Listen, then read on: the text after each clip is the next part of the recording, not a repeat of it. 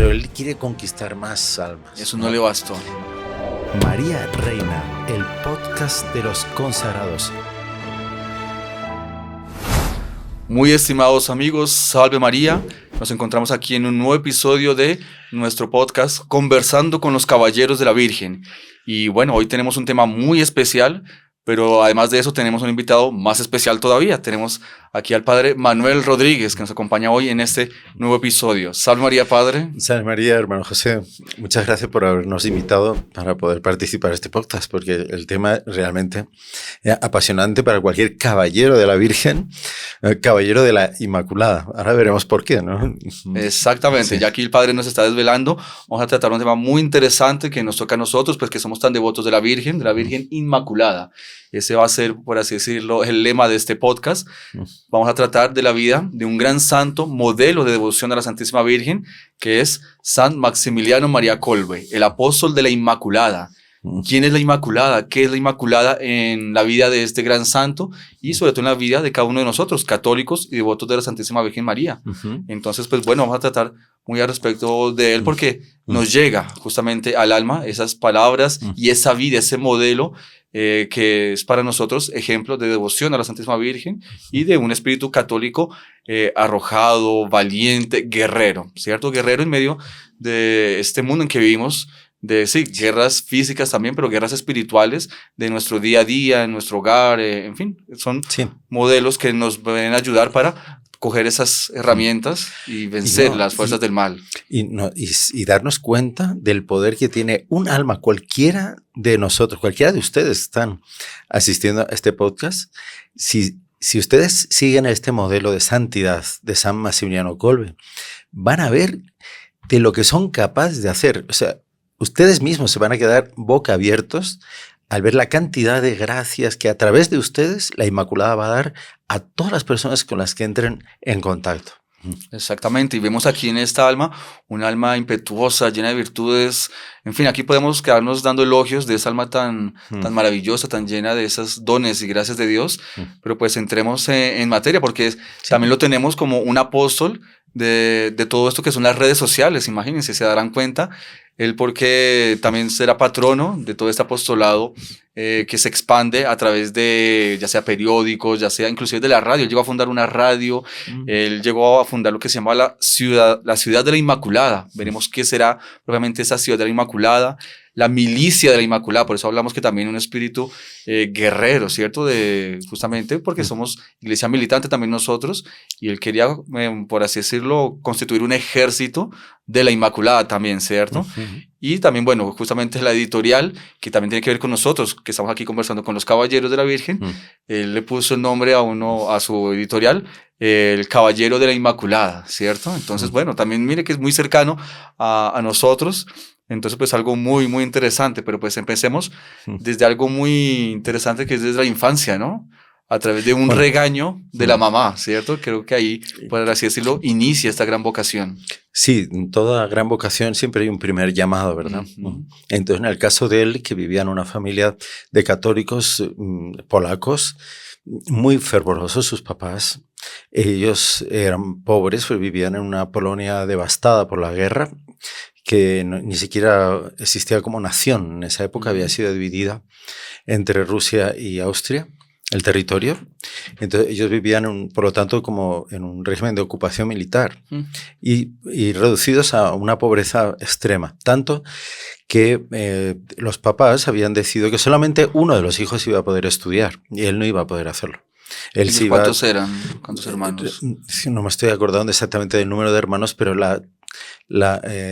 asunto es ese. O sea, es que él había sido destinado por sus papás. Los papás les explicaron que no podían darle estudios, aunque él deseaba estudiar y ser sacerdote, que solamente iba a poder estudiar su hermano mayor.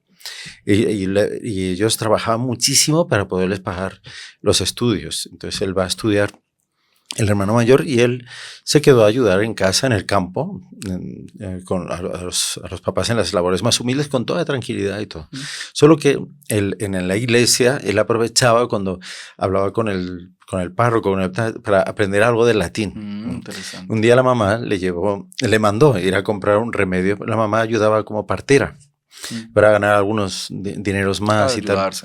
Y entonces le mandó a comprar un medicamento a la farmacia y cuando fue a la farmacia él le dijo el nombre en latín al farmacéutico. Entonces el farmacéutico se quedó así y dice, ¿y tú cómo sabes eso? Y dice, ¿tú vas a la escuela? No, yo no voy a la escuela.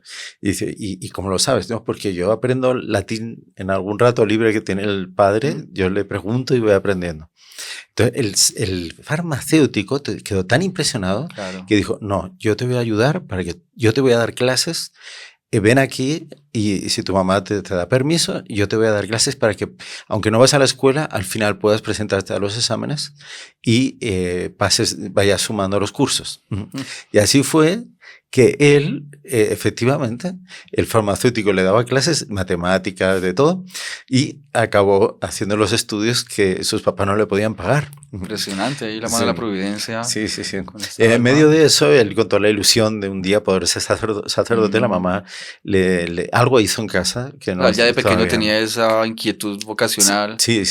Ahora, una preguntita antes para continuar. Nos ubicamos en qué época, digamos, es un salto reciente, ¿no? No es de la Edad Media. No. Él murió en un campo de concentración durante la Segunda Guerra Mundial. Entonces es muy cercano a nosotros. Entonces, sí, de hecho, de él hay fotos. Si no hubiera muerto él en ese campo de concentración, pues seguramente hubiera vivido pues hasta los años 70, 80, seguro. Padre Manuel lo hubiera conocido de pronto. Pues sí, claro, seguramente, claro. Imagínese la obra y bueno, en fin, esos son los caminos de Dios. Él desde el cielo seguro que está haciendo mucho más por la Iglesia, por todos nosotros. Evidente. Y por el martirio de él, ¿no? Las gracias que él obtuvo, porque es mártir, ¿no? O sea, lo poco que él hizo, digamos, poco que hizo. Es bueno contar ahora este hecho de la infancia, porque es importante. Porque cuando la mamá le recriminó que había hecho algo mal, entonces le dijo, uy, ¿qué será de este hijo mío? ¿No? Entonces esas palabras se le clavaron en el corazón. Y entonces él se acercó a un altarcito que tenía la mamá escondido entre dos armarios y empezó a rezar. Rezar. La mamá lo veía cada vez más preocupado, lloroso, rezaba y dijo, bueno, este hijo mío está enfermo. Pero la mamá se había olvidado lo que le había dicho, ¿no? Entonces le preguntó, tienes que contarme todo, ¿qué te está pasando? Dice, no me ocultes nada. Dice, bueno, mamá, es que tú me dijiste aquello, ¿no? Que va a ser de este hijo mío, ¿no? Entonces yo le pedí a la Virgen que me revelase qué iba a ser de mí. Dice, y un día rezando en la iglesia se me apareció la Virgen. Fueron varios días él rezando, pidiendo, y se le apareció la Virgen. Impresionante. Y me ofreció 2 coronas. Una de espinas y otra de flores. Y me dijo, ¿cuál de estas 2 coronas cuál quieres? Y dice, el martirio, la corona del martirio o la corona de la virginidad. Y yo le dije que quería las dos. Y la Santísima Virgen me miró con mucho cariño y me dijo, las tendrás. Las tendrás las dos. Sí. Impresionante. Y empieza su vocación y su devoción a la Santísima Virgen a través de un regaño de la madre. Sí, exactamente. Que eso también pues vincula mucho con nuestra obra, nuestra fundación.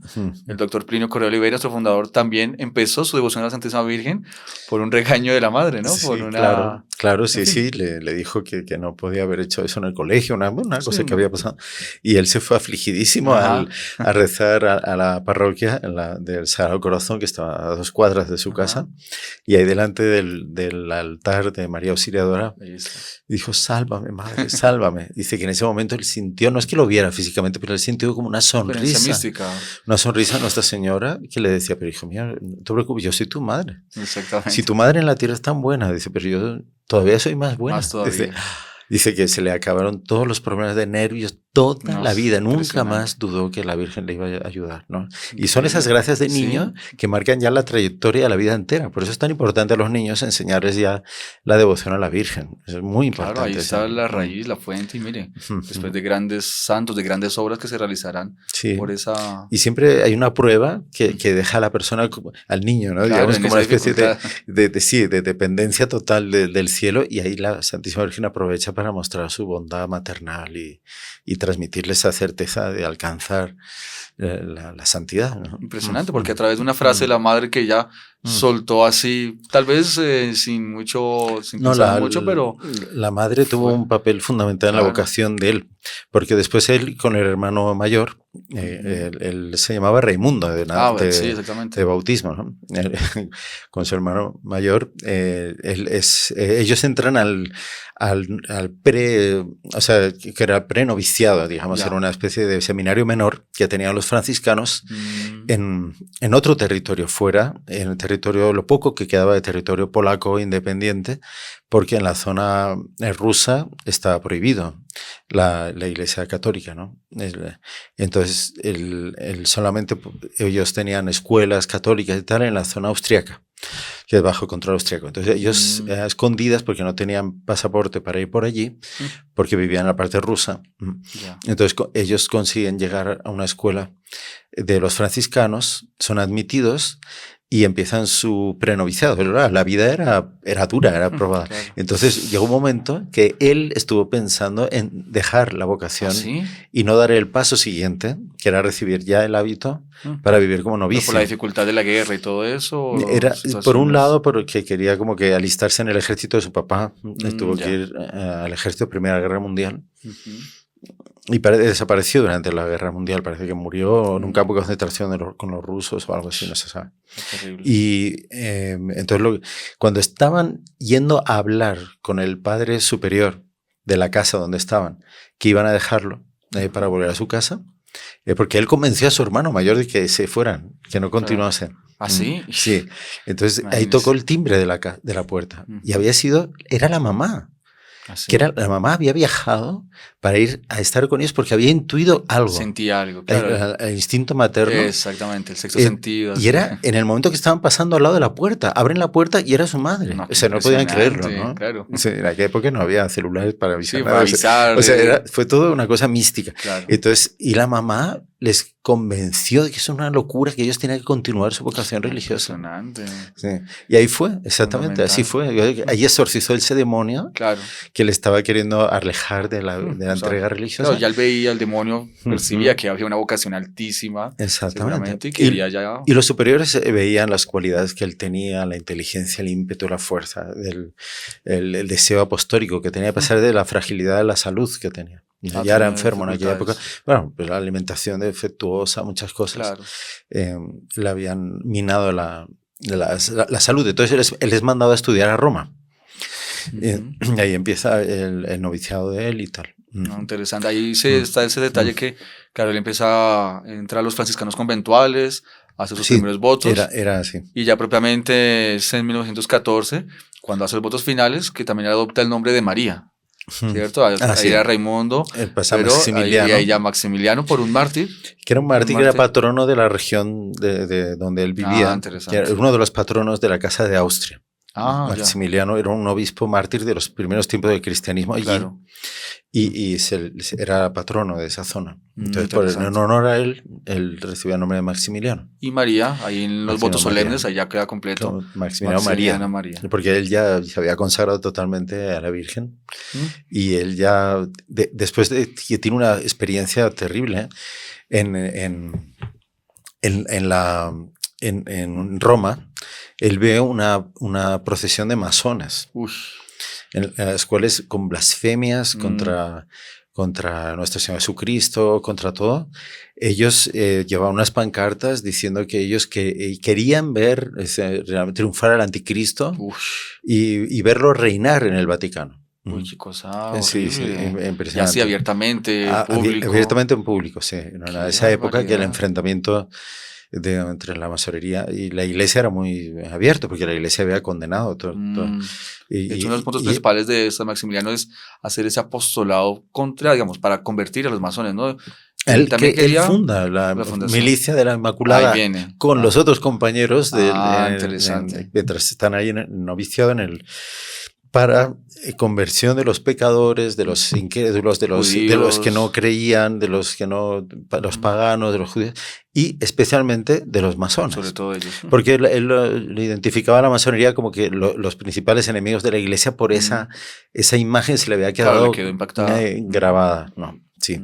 Y uno de los puntos de la milicia de la Inmaculada, de los caballeros de la Inmaculada, de los que formaban parte de la asociación que él fundó, si bien que él todavía no era sacerdote.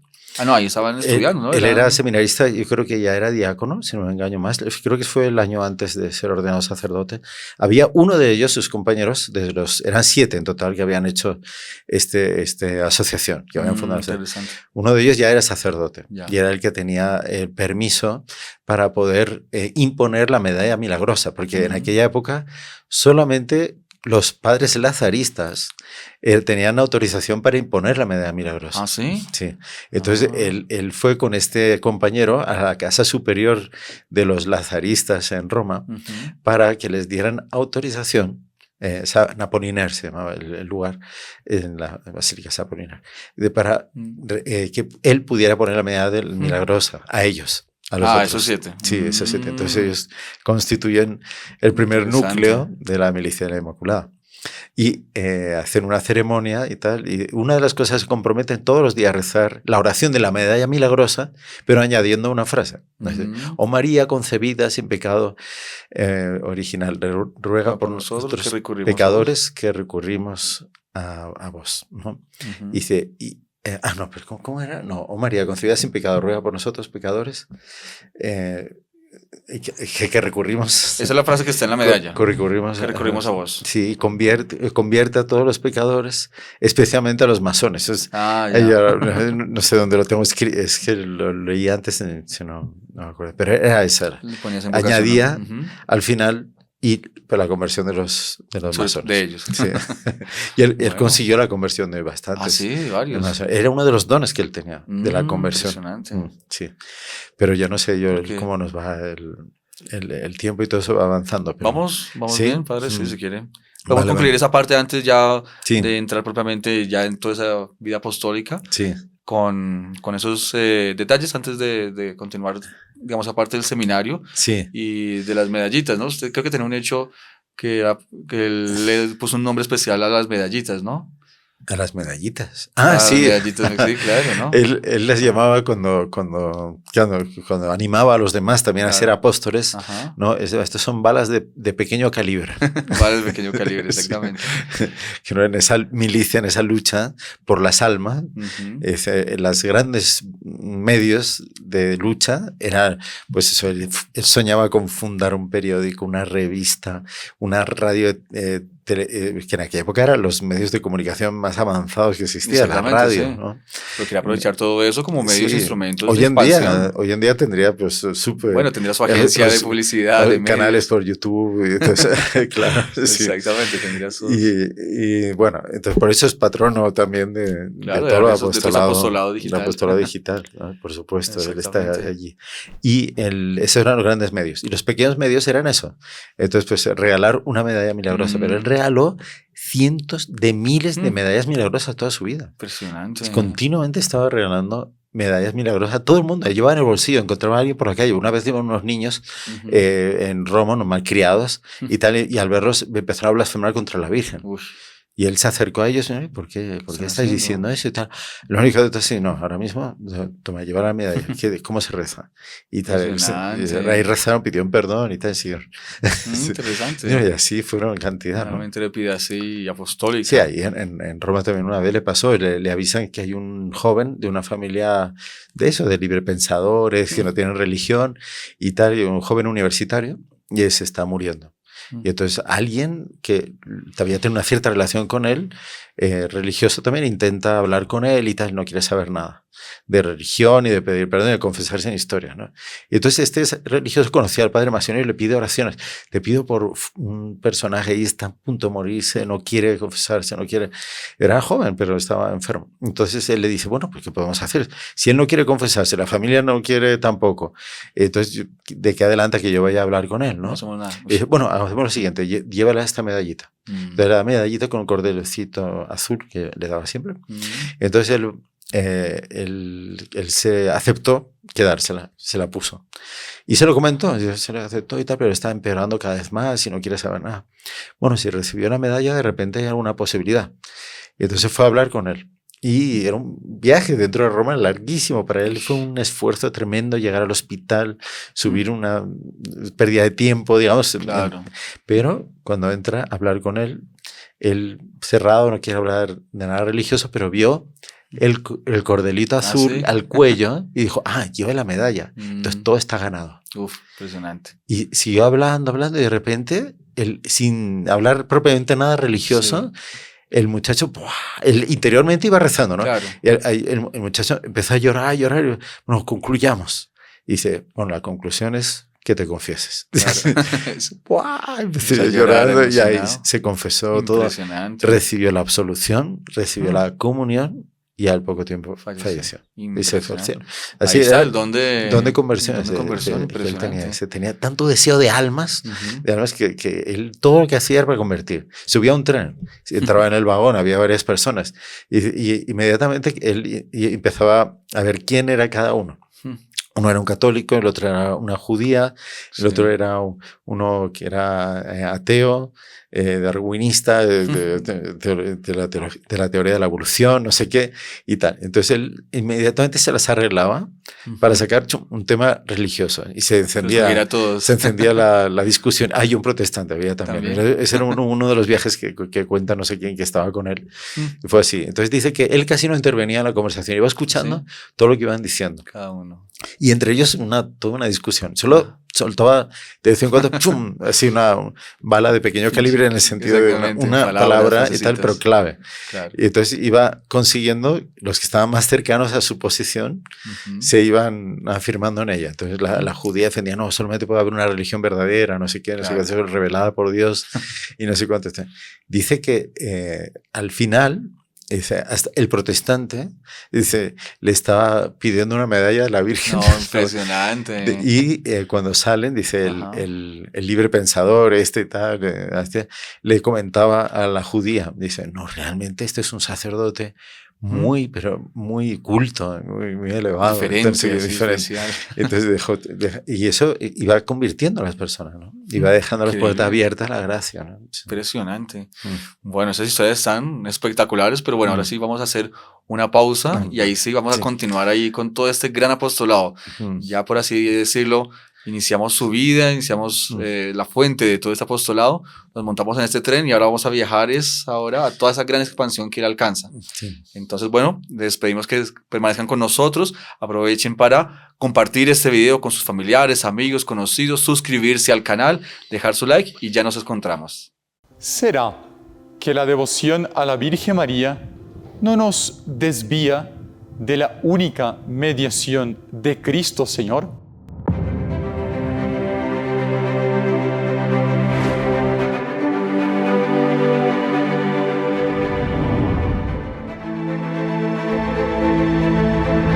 Salve María, soy el Padre Felipe García de los Heraldos del Evangelio. No hubo santo en la historia de la Iglesia que no haya sido devoto de la Virgen María.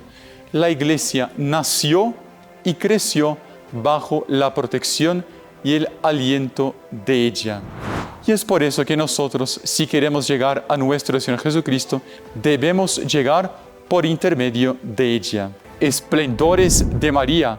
En este programa vamos a hablar sobre Nuestra Señora, sobre la Virgen María, sus advocaciones, sus milagros, sus apariciones aprobadas por la Santa Iglesia y también sobre las verdades que la Santa Iglesia nos enseña sobre ella. No se lo pierdan. ¡Salve María!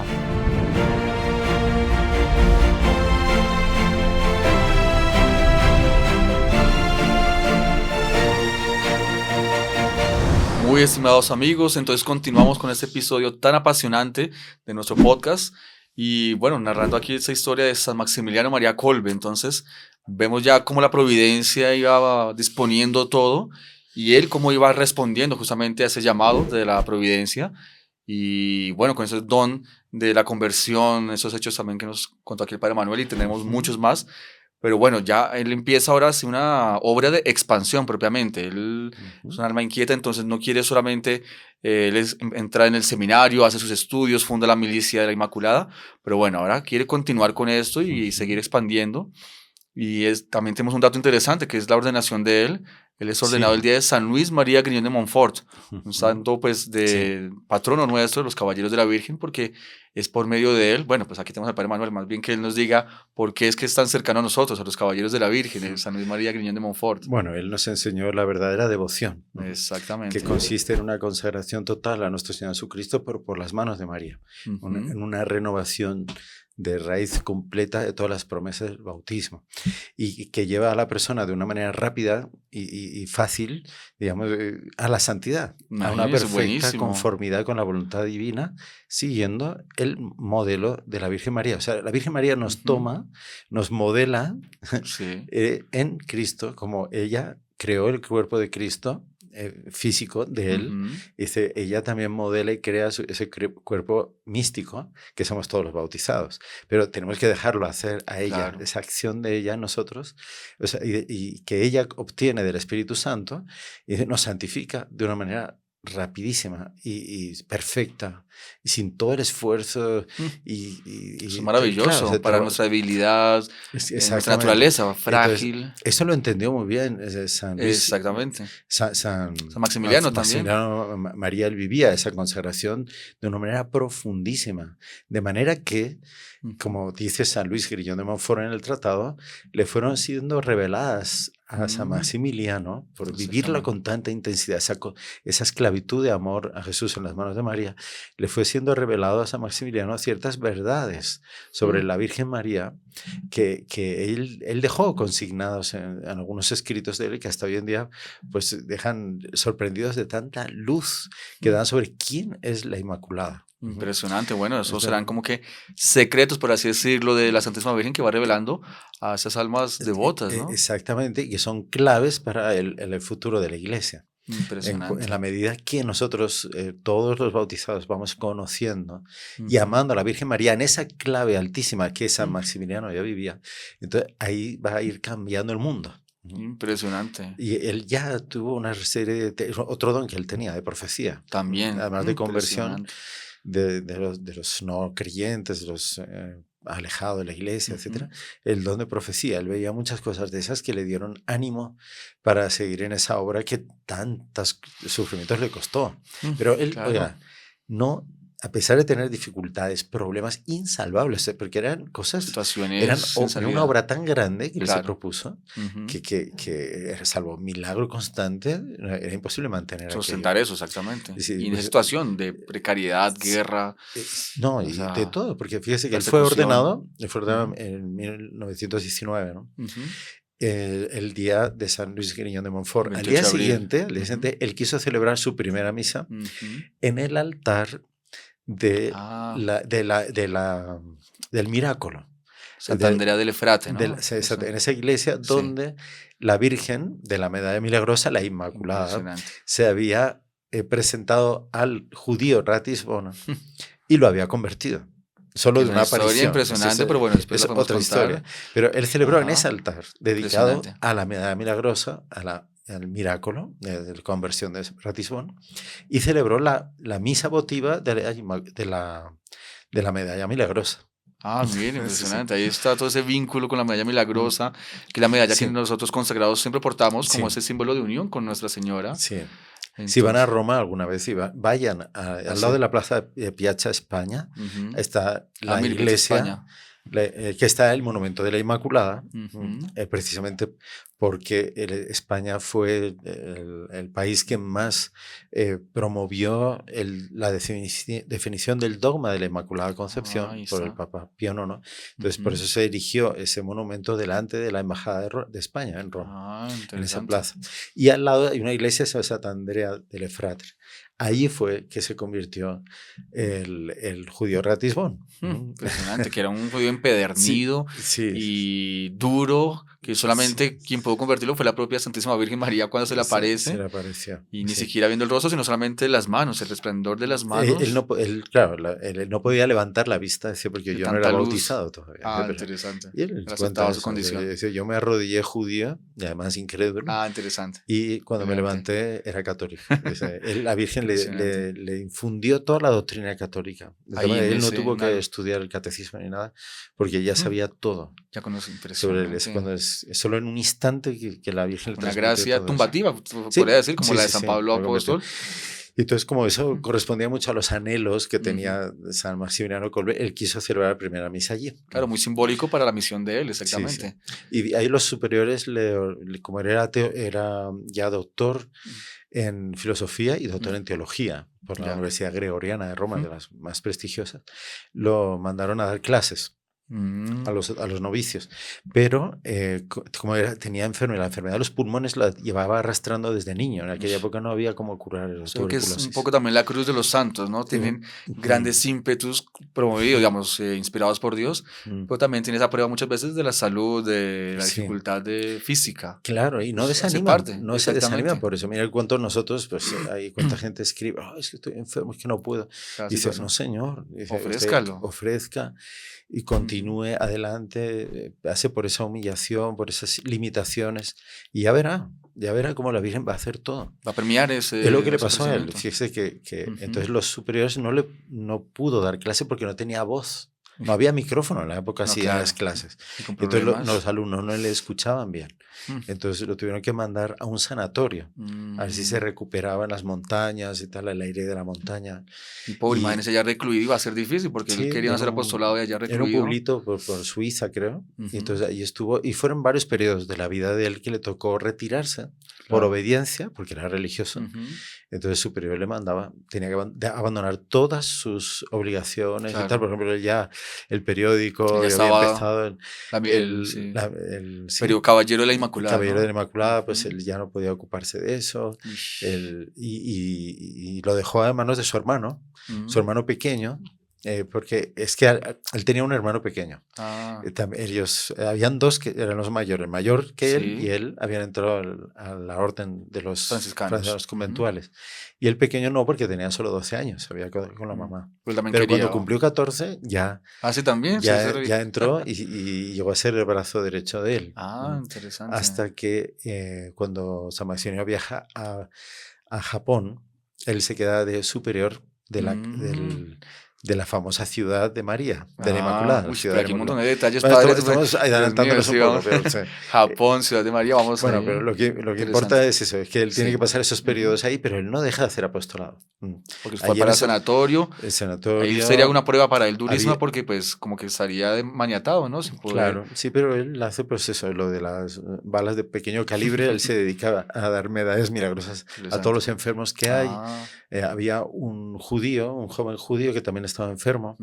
Él se va a visitarlo, habla con él y tal, de nuestro Señor Jesucristo, de la Virgen y tal. Él acepta llevar la medalla y todo. Acabó bautizándolo y antes de morir y se salvó. O sea, Impresionante. Después había en la ciudad, se enteró que había un colegio para ateos. Pero eran niños y niñas que los padres querían que fueran ateos. Entonces ahí estaba prohibido entrar ningún sacerdote en el colegio, pero por orden del director. Entonces él se las arregló para mandar un pedido al director que quería leer un libro que estaba en la biblioteca, ¿no? Era una excusa. Al final el director lo citó y él pudo entrar y el director accedió a prestarle libros. Y mientras él estaba en esa ciudad, recuperándose. Entonces empezó a tener unas conversaciones con el director. Bueno, en esas Navidades, el director pidió la confesión y 4 de los colaboradores principales de él que dirigían el colegio de los ateos se confesaron y recibieron los sacramentos. Impresionante. Un don muy fuerte, entonces. O sea, realmente era un don que tenía. Sí, pero para él el mundo era pequeño. O sea, claro. Si hubiera otros mundos, él iría a otros mundos a conquistar las almas. Porque el objetivo de él era que el mundo entero se consagrara a la Inmaculada. Impresionante, amigo. Sí, fíjese que él no conoció las apariciones de Fátima. Pero vivió el mensaje propiamente, ¿no? Era la época, sí, en 1917 se apareció la Virgen, él fue ordenado sacerdote en 1919. Exactamente. Y el anhelo, el deseo que él tenía era eso, era que la Inmaculada fuera conocida por todo el mundo. Impresionante. Y eso es muy vinculado pues al mensaje de Fátima, porque ¿cuál es la frase final de Nuestra Señora? Por fin mi inmaculado corazón triunfará. Ahí está. Y él fue apóstol de esas palabras de Nuestra Señora. Sin conocerla, él, por así decirlo, llevó adelante esa misión. Sí, sí. Vea que él tenía un don de profecía. Hay una profecía de él muy misteriosa, interesantísima. ¿Cuál es, padre? Que él estaba en medio de una conferencia para los religiosos de allá en la ciudad de la Inmaculada y cerca de Varsovia, y de repente se quedó parado así. Y todos percibieron que había pasado algo, le había tenido una visión. Y él se dio a contar. Y dice, un día en el centro de Moscú se construirá un monumento a la Inmaculada Concepción. Impresionante. Vea que Rusia había caído ya en el comunismo, es atea, estaba prohibida la iglesia, incluso la iglesia ortodoxa. Imposible, algo así. Estaban destruyendo las iglesias, las imágenes. La iglesia ortodoxa no reconocía la Inmaculada Concepción, ni hasta hoy en día la reconoce como dogma. Sí. Dice, pero él vio ya eso, vio el triunfo de la Inmaculada del Inmaculado Corazón en el centro de Moscú. O sea, es una profecía que todavía se va a realizar, que tiene relación con lo que la Virgen dijo en Fátima también. Ahí está. Dice que Rusia se convertirá. Impresionante. Pero, ¿cómo será eso? ¿Cómo no sé? Pero es algo impresionante. Sabemos pues, que se va a realizar porque fue una promesa que Nuestra Señora propiamente, ella misma hizo, ya profirió esas palabras y después las puso en el corazón de este apóstol de ella. Bueno, el caso es que cuando él vuelve de estar en el sanatorio y tal, la tirada del periódico no había aumentado muchísimo, ¿no? Sí. Tanto que ya no era necesario conseguir máquinas propias y tal para poder expandir todavía más. Ya no era algo local así pequeño, sino que ya se había vuelto. Él habla con sus superiores. Una gran empresa. Sí, habla con sus superiores y les dice, para ver el ímpetu imparable de este hombre. Dice, no, lo mandan a Polonia y él dice al superior, mire, me da permiso para pedir unos terrenos para poder ahí poner el edificio para construir la imprenta, ¿no? del periódico. Y le dice, bueno, está bien, pero consígalos porque nosotros no tenemos plata, no le vamos a dar plata. Franciscanos, pues sobre todo voto de pobreza y ahí conseguirlo. Se fue a ver a un príncipe, un noble que tenía muchos terrenos a los alrededores de Varsovia. No me acuerdo el nombre del príncipe, no me acuerdo. Además que es un nombre un poco difícil de pronunciar para nosotros hispanos. Polacos para nosotros, polaco para nosotros es muy difícil. Bueno, entonces este príncipe le dice, bueno, está bien, yo tengo un terreno, pero como condición para dárselo, quiero que celebren tantas misas por mí. Por mis intenciones, ¿no? No sé no dice cuántas misas, pero eran muchas misas. Entonces el padre Maximiliano, contentísimo, fue y le dijo al padre superior, y dice, mire, ya nos han donado el terreno, solamente la condición es que celebremos misa. Pues no aceptaron. ¿Cómo así? No, porque dice que no iban los superiores no aceptaron. Dice, no, que no iba a ser posible celebrar esas misas. Porque eran demasiadas, eran tantas. Sí, algo así, no sé. Era una promesa inalcanzable. Que no y tal. Y entonces se lo dijo al príncipe. Y el príncipe dijo, pues entonces no, yo no doy el terreno. Bueno, entonces hagamos una cosa. Dice, lo único que le pido es que ponga esta estatua de la Inmaculada, la coloque ahí en la entrada del terreno que nos iba a donar, que quede como testimonio de que hubo una vez que la Virgen no hizo caso de lo que se le pidió. Eso le dijo San Maximiliano al príncipe. O sea, ahí colocaron la imagen de la Virgen ahí en la entrada de la finca. Y al tercer día el príncipe le llama. Y dice, bueno, Fray Maximiliano, y tal, yo estoy pensando, bueno, está bien, no, yo le doy el terreno, pero no se lo doy por la orden de usted, se lo doy por usted. Dice, ¿cómo es? No, impresionante. Y por la devoción que usted le tiene a la Virgen y tal. Y el resto no quiero saber nada. No quiero saber de nada. Seguro que San Maximiliano celebró muchas misas por él. Sí, seguro. Y una misa, o sea, ya un valor de una misa es infinito, pero pues de un santo con un ímpetu así, con alguna intención especial por esa alma, seguramente le habrá beneficiado enormemente. Pero ve la fe de San Maximiliano en la Inmaculada. O sea, él no le podía negar nada. O sea, aunque los superiores no le habían aceptado esa condición que parecía tan fácil, ¿no? Ya, ponga a todos los sacerdotes a celebrar misa por esa intención y ya está. No, pero él por No. obediencia a los superiores dijo, mira, Impresionante. es que no han aceptado, entonces vamos a Listo. poner la imagen ahí para que quede constancia de que no Se hizo, cumplió la palabra de no ellos. se cumplió lo que se le Y pidió, ahí- no nos lo concedió. Entonces, Imagínese. se consiguió. Entonces empezó y el príncipe le donó unos vagones de tren llenos Ujú. de tablas de madera Sí. para hacer el primer barracón. Mm. El barracón donde vivían Uy, y donde pusieron la primera imprenta.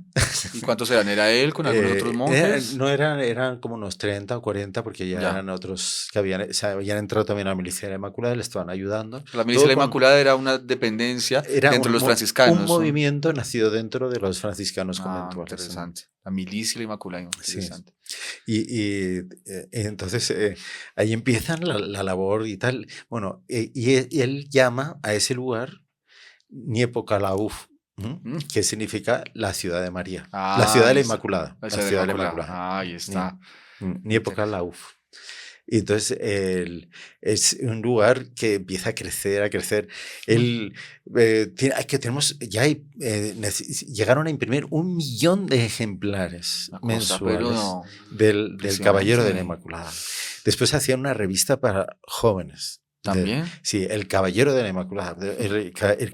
Caballerito. Caballerito de la Inmaculada.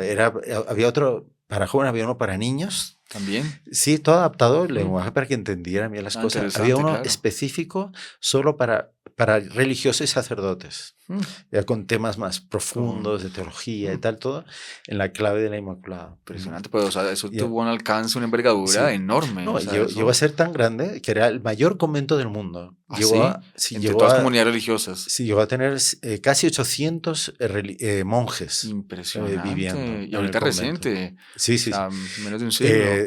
Tenía el cuerpo de bomberos, tenía... Si bien que... ¿Ah, sí?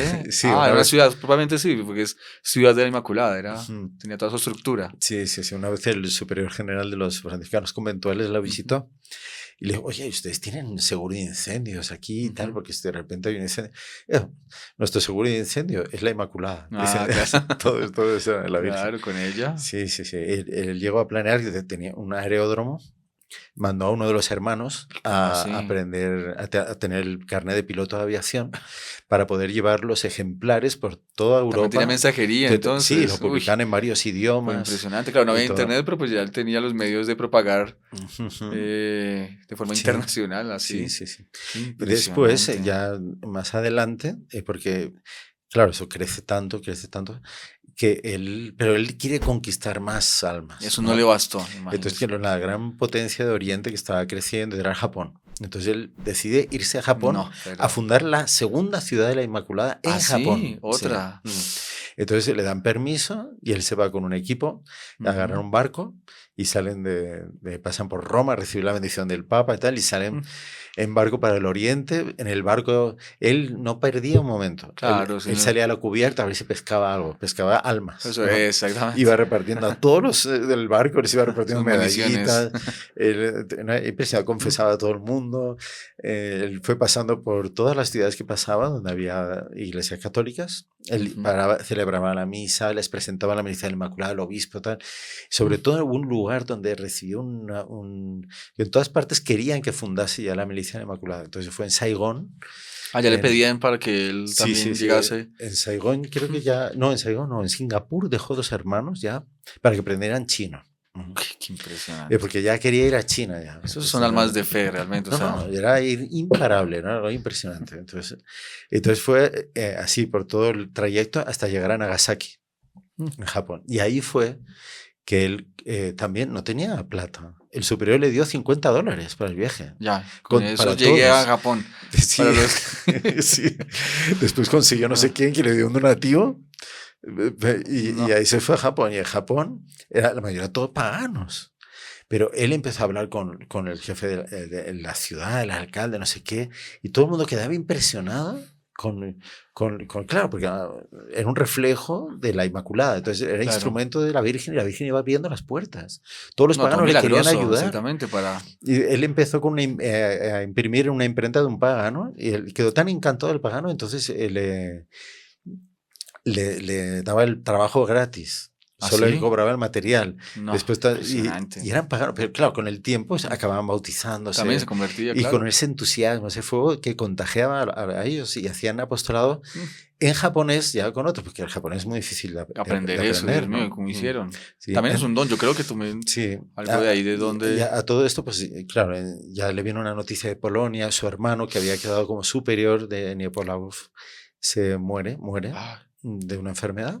mm. Él tiene que volver, pero él encuentra todo Me parece que ya... estaba todo diferente, ¿no? Había cambiado. sí, habían Se perdido habían ya el metido espíritu, como que... se habían empezado a pelear entre ellos, cosas así, ¿no? Y se habían El desviado que- del camino, digamos, sí, de conversión y de claro, expansión de la devoción a de Nuestra vivir Señora. esa devoción y tal. Entonces él vuelve a poner las cosas en orden y todo, pero ya Pero en las Japón él pruebas... alcanzó a fundar, Sí, parece que también creo que se llamaba ya era el jardín, ¿no? De la Inmaculada, si no estoy claro, mal. él funda el jardín de la Inmaculada, Ajá. sí, de la Virgen. Porque en Japón es que Sí. tiene mucho veneración por los jardines. ¿Ah, sí? Y si los Ah. jardines tienen un significado espiritual y tal. Entonces, Claro, él él cogió aprovechó eso, la psicología de ellos. exactamente, para Interesante. llevar a la verdadera sabiduría, esa armonía, ¿no? De que es el corazón de la Virgen. ¿Por qué? Ahora podemos entrar Mire. en ese tema. Porque lo más importante de todo el legado que San Maximiliano nos ha dejado, aparte de ese ímpetu apostólico, es esa doctrina sobre la Inmaculada. Que eso es muy impresionante. Sí, porque ahí hay una clave mística extraordinaria, porque él tiene muchos escritos, incluso los últimos, anotaciones que él hizo antes de ser detenido ahí en Polonia por la Gestapo, por la policía política nazi, y llevado a la prisión y después al campo de concentración donde murió. Esas últimas anotaciones son también sobre la Virgen. Son los últimos pensamientos. Es el legado de que él dejó. Sí. Y es algo también, escritos medio proféticos y muy místicos, muy... Claro. Una teología así, por así decirlo, divina. Claro, del papel de la Virgen dentro de la Santísima Trinidad. Impresionante. Entonces, él decía, siguiendo y desarrollando un poco lo que San Luis María Griñón de Montfort explica, que ella, desde toda la eternidad, dentro de los planes de Dios para la creación y tal, es como un complemento de la Santísima Trinidad. Porque ella... O sea, tan así que, digamos, al inicio de la iglesia, la tenía como la cuarta persona de la Santísima Trinidad, digamos. No, pero por devoción... No, deformada. Exactamente, claro, ahí no... Claro, porque entonces por la unión que ella tiene con el cielo, con Dios, pero aquí esa teoría de esos, que hubo un desvío, sí. determinado modo, una desviación que hubo en el inicio de los primeros cristianos, la iglesia la condenó, es una herejía, la Virgen no es Dios. Claro, tal sería. Es lo que diferencia precisamente, y es el papel de ella en la Santísima Trinidad, es el puente con la humanidad. Exactamente. Entonces, el Padre es el que ha creado todas las cosas, ¿no? Y generó a su Hijo. Dice, el Hijo es engendrado por el Padre. Y el Espíritu Santo procede del amor de los dos. Exactamente. Ahí se cierra el ciclo trinitario, propiamente. Exactamente, esa es la vida trinitaria. Entonces, en ese ciclo trinitario, ¿cómo queda la cosa, no? ¿Cómo queda la creación, propiamente? Digamos, adentro, fuera. ¿Cómo relacionarse con la creación afuera? Entonces, allí Dios idea, digamos, de la Santísima Virgen María, madre de la segunda persona, la Santísima Trinidad, que se va a hacer hombre. Exactamente. ¿Y por qué? Porque el Espíritu Santo hace que la Virgen María dé a luz al Hijo de Dios, ¿no? Dice, la unión entre el Espíritu Santo y la Santísima Virgen María es el auge, el pináculo de la creación, porque ahí se unen, dice, el amor infinito, increado, que es el Espíritu Santo, que es el amor del Padre y del Hijo, exactamente, que es otra persona, que es el Espíritu Santo. Dice, y se une al mayor amor de la creación. Ahí está, el amor más perfecto, el amor creado, que puede haber. Entonces el amor increado se une, que es Dios, se une al amor creado de toda la creación, lo más alto, más perfecto, que es la Virgen María Inmaculada. Entonces esos dos amores se unen y de ahí nace nuestro Señor Jesucristo hombre. Impresionante que ahí, porque propiamente, sí, digamos, el título que más cogió a San Maximiliano fue justamente el título de la Inmaculada, ¿cierto? Si bien que sabemos que el título principal, digamos, y de donde vienen todos los dogmas de Nuestra Señora, es el de la maternidad divina. Pero él dice, pero mire, viéndolo de esa manera, la maternidad divina viene ¿de dónde? Pues justamente de ese vínculo trinitario con Nuestra Señora, porque Nuestra Señora fue concebida sin pecado original, entonces ya desde su concepción el Espíritu Santo ya moraba en ella, ya habitaba en ella. Toda plenitud. Entonces, por lo tanto, exactamente, en esa inmaculada concepción de ella, en esa plenitud del Espíritu Santo en ella, pues de ahí se desdobla justamente la maternidad divina, Claro. ¿cierto? Entonces, ahí se entiende eso que es la maternidad términos divina de la persona divina de nuestro Señor Jesucristo, Dios y hombre, con dos naturalezas, divina y humana. Y la persona divina, por eso es madre de Dios. Exactamente. Y la maternidad mística de todos los bautizados, todos los hijos de Dios por el bautismo. Que los engendra, como dice San Luis María Guillén de Montfort, que sí, como que Nuestra Señora hace fecundo al Espíritu Santo. Exactamente, fuera de la Trinidad. Fuera de la Trinidad, concibiendo estas almas. Sí. Eso es algo muy bonito, muy alto también. Y San Maximiliano no se queda ahí. Va más allá, pero es que esto ya va es más allá. Altísima teología. Él visitó varias veces Lourdes. Impresionante. Y en Lourdes le impactaba mucho el nombre de la Virgen. O sea, cuando la Virgen dice quién es, o sea, es que fue la aparición, no la última, la penúltima aparición, y le dice, yo soy la Inmaculada Concepción. Entonces, ¿por qué la Virgen dijo eso? O sea, es algo muy profundo que hay escondido, ¿no? Claro. Y entonces él llega a la conclusión, algo increíble, algo impresionante. Él dice que Dios Padre es Dios, pero es en la naturaleza divina y es una persona divina. Dios Hijo es una persona divina, pero tiene dos naturalezas, es la humana y la divina.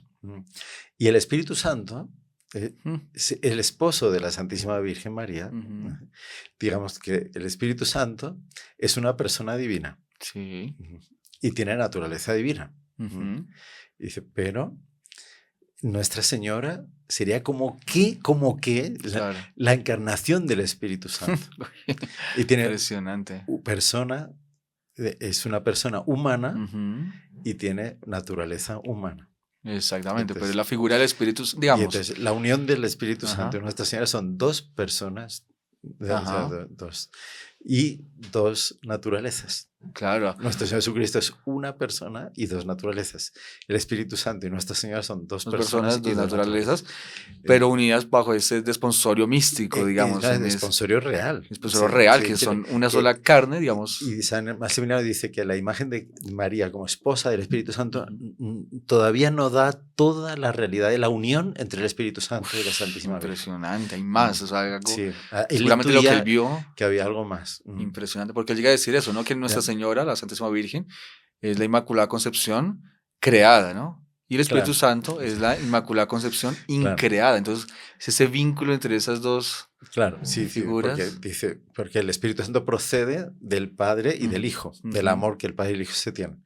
Por lo tanto, es la concepción perfecta, divina, increada fuera del tiempo. Claro, sí, porque no fue creado, el Espíritu Santo no fue creado. Exactamente. Es Dios, existió desde toda la eternidad. Entonces, cuando la Virgen dice en Lourdes, yo soy la Inmaculada Concepción, es la Inmaculada Concepción creada en el tiempo. Impresionante, sí, que es esa.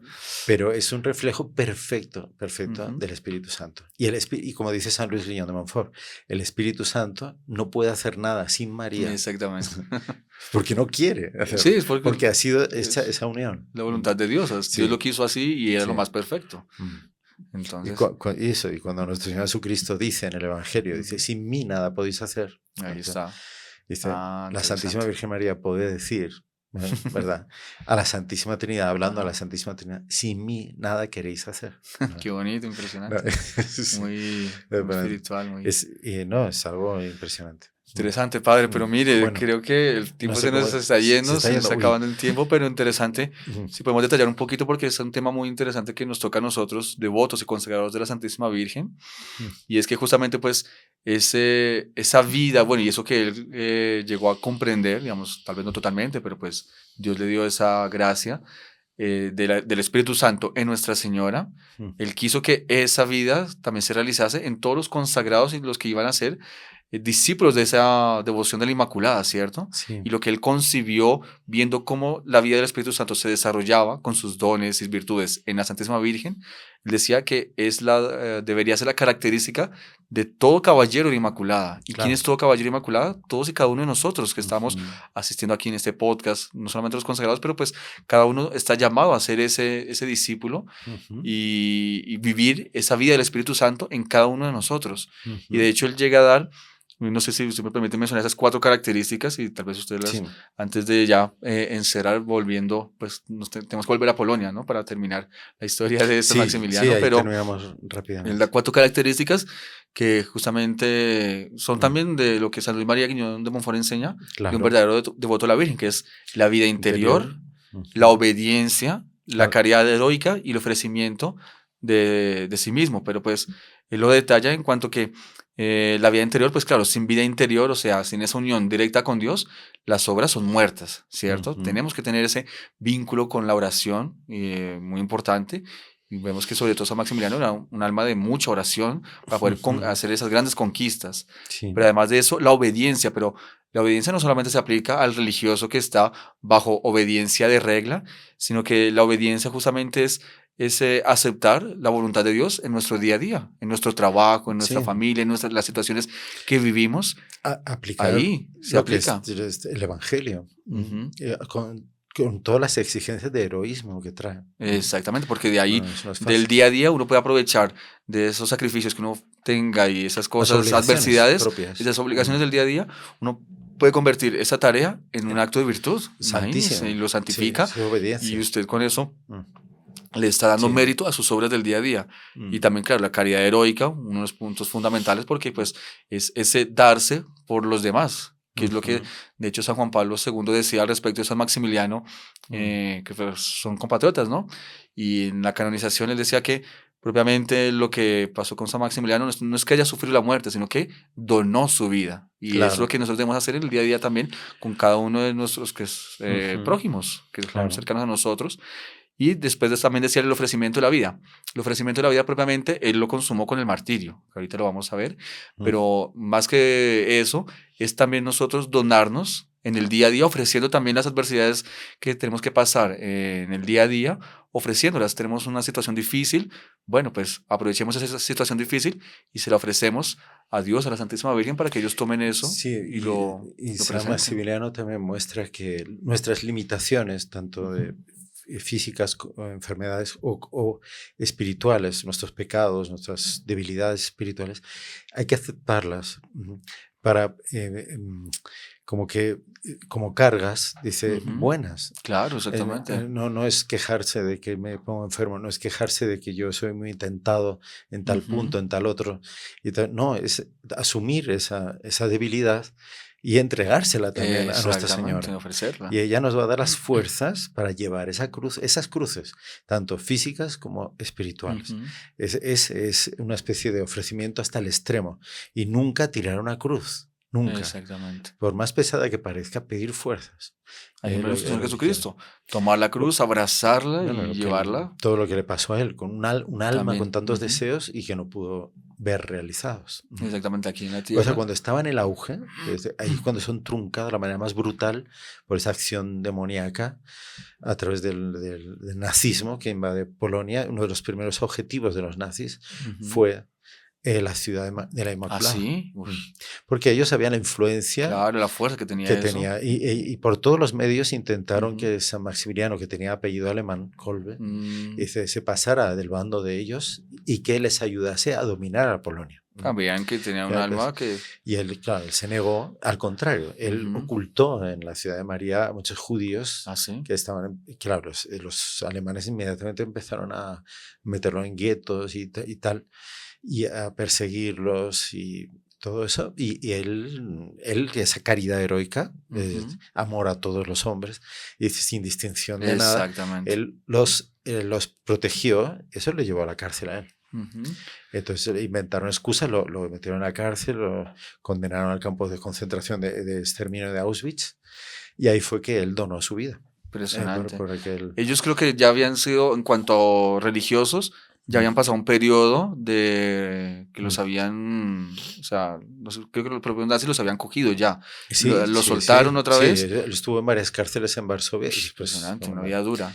Pero después de eso, ya la final es cuando él va para Auschwitz, ahí cuando el Gestapo lo coge. Oiga, y ni dentro del campo de concentración dejó de hacer apostolado. Impresionante, padre. Entonces, ¿cómo es ese final ahí? No, él no se sabe cómo se las arreglaba para tener medallas milagrosas. ¿Ah, sí? Conseguía. Sí, y porque él tenía una confianza en la providencia impresionante. Total, ciega, absoluta. Le pasó cada cosa. O sea, yo voy a contar un hecho antes de lo del campo de concentración. Para que una vez tenía que comprar unas máquinas nuevas, pero costaba una millonada. Claro. Y el superior le dijo, pero no tenemos esa plata. ¿Cómo conseguir eso? Él se fue al altar de la Inmaculada y se puso a rezar. puso a rezar. Y de repente abre los ojos, ¿no? Y encima del altar había un sobre. No, pero impresionante. Y ponía para la Inmaculada. Abre el sobre, eran los millones que necesitaba para comprar las... Ahí fue al superior y le dijo, mira, aquí tienes la plata. Pero se quedó así. Impresionante. Bueno, toma, entonces, para que compre lo que quiera. Bueno, ya ven, para que ustedes... Entonces, él conseguía, la fe y la devoción. Dentro del campo de concentración conseguía medallas milagrosas, conseguía pan, celebraba, consagraba el pan. Él celebraba conferencias en las... Llegó a dar conferencias. Hubo supervivientes del campo de concentración que dijeron, yo escuché una conferencia del padre Kolbe para darnos ánimo y tal, sobre las relaciones entre la Inmaculada y la Santísima Trinidad, que hacía entre dos barracones a escondidas de los guardias alemanes, entre dos barracones en algún momento de una conferencia de alta mística, alta teología en medio de esa situación. Y repartía medallas milagrosas hasta los soldados alemanes que él veía que no eran tan satánicos, así, o sea, que eran personas que estaban medio obligados ahí. Y les daba la medalla milagrosa. También hasta ellos. Y él aceptaba todas las torturas, todo lo que les hacían, todas las humillaciones, sin una queja. Él ofrecía todo como víctima. Impresionante, increíble.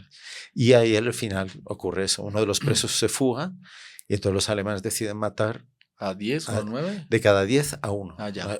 O era algo así. No, eran 10. No, eran matar los propios 10, exactamente. El grupo donde estaba ese. Exactamente. Y empiezan a nombrarlos. Fulano de tal. Y ahí tiene que ir. Sí, contaban 10 y tal. Y entonces uno de ellos dijo, no, yo soy padre de familia. ¿Quién va a ser? Mi esposa y mis hijos.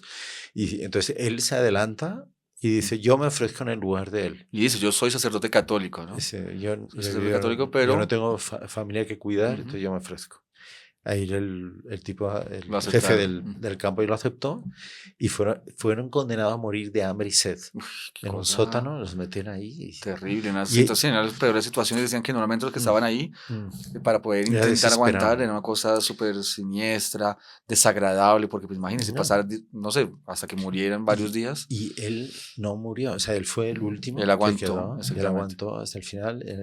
Al final lo mataron. Le aplicaron una inyección de cianuro. Ahí fue porque exactamente lo encontraron. Lo encontraron y estaba vivo. Estaba vivo y de hecho que parece, o sea, que todavía quedaba con 3 más, que ya estaban súper débiles, evidentemente, pero en unas condiciones ya finales.